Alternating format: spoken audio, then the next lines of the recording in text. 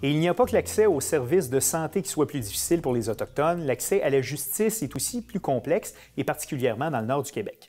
Pour nous parler de cette problématique, nous accueillons Julien David-Pelletier de la clinique juridique Juripop pour notre nouveau segment Questions de droit. Bonjour Julien. Bonjour. Bienvenue avec nous au bulletin. Merci. Donc, régulièrement, on va analyser avec vous donc un sujet d'actualité sous l'angle, dis-je, du droit. Et on débute donc en parlant de ces problèmes-là d'accès à la justice dans le nord du Québec auprès des populations autochtones, qui est quelque chose quand même qui est très, très problématique. Racontez-nous d'où viennent les problèmes présents. Bien, il faut savoir, au début, avant la Convention de la baie James, donc en 1974, le système de justice, lorsqu'on devait aller appliquer la loi dans des villages autochtones du Grand Nord, évidemment, il n'y avait pas de ressources sur place. Donc, on envoyait des policiers de la SQ qui faisaient leur enquête là, et les accusés étaient... Leur procès avait lieu à Amos ou à Val-d'Or, ou même à Montréal des fois. Donc, c'était une justice complètement délocalisée de ses racines, ce qui a mené lors des négociations de la Convention de la baie James, et je connais pas tous les détails, mais à finalement une refonte de ce système-là qui était complètement mésadapté par rapport aux situations particulières, et ce qui fait en sorte qu'aujourd'hui, il y a une cour itinérante qui se promène de village en village avec juges, procureurs, techniciens juridiques, tout le personnel d'une cour finalement qui se promènent tous dans le même avion, se promènent de village en village justement pour aller rendre justice. Donc voilà, c'est un progrès donc, par rapport à la situation qu'il y avait avant la Convention de la baie James et du Nord québécois. Par contre, il y a toujours des problèmes qu'on constate sur le terrain. Bien, c'est des problèmes. Le Barreau du Québec a fait un rapport qui est sorti il y a un an à peu près, en 2015, et qui a recensé évidemment des problèmes qui étaient inhérents à la cour itinérante. C'est pas des problèmes aussi graves qu'il y avait avant, mais c'est quand même des problèmes qui sont assez marqués. Pour vous en nommer simplement quelques-uns, et ça, c'est vraiment le témoignage du fait qu'il existe un tiers-monde au Canada.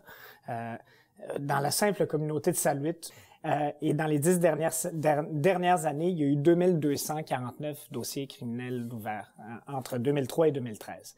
Pour 1380 personnes. Ça veut dire qu'à un certain point, chaque personne de ce village-là a subi au moins une accusation criminelle. Là. C'est comme si à Montréal, il y avait 4 millions de dossiers qui étaient ouverts pour des infractions pour une population de 2 millions de personnes. C'est immense. C'est énorme. Ça témoigne d'une détresse, d'après moi, une détresse sociale et financière et tout ce qu'on voudra, énorme dans ces villages-là. Évidemment, alors là, on n'est même pas rentré dans la cour qu'il y a déjà des problèmes sociaux.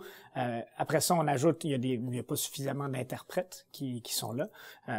Des fois, ce qu'on avait vu dans certains médias, c'est qu'il y a beau y avoir parfois des interprètes, il peut y avoir des problèmes d'interprétation des propos qui sont tenus par des Autochtones et que ça peut leur porter préjudice. Là. Absolument. Et il faut savoir qu'il y a une multitude de langues qui existent et qui font en sorte que ça peut poser des problèmes bien réels. Et évidemment, le principe du droit d'être entendu, mais il ne s'applique pas de la même façon que nous si l'interprète n'a pas bien interprété nos paroles.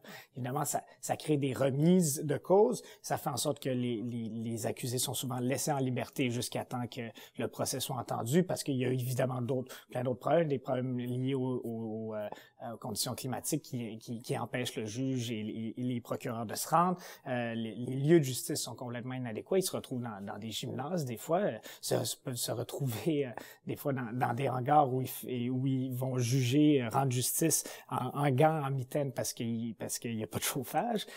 Il nous reste 30 secondes. Oui.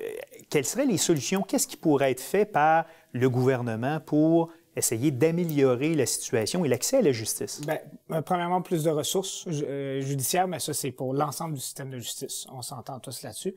Aussi, à l'automne 2016, on a vu une initiative, la communauté d'Akwesasne a développé son propre système juridique pour une panoplie d'enjeux qui les concernent, des enjeux réglementaires, des enjeux civils et des enjeux pénals. Et ils gèrent eux-mêmes ces parties-là de leur système de justice.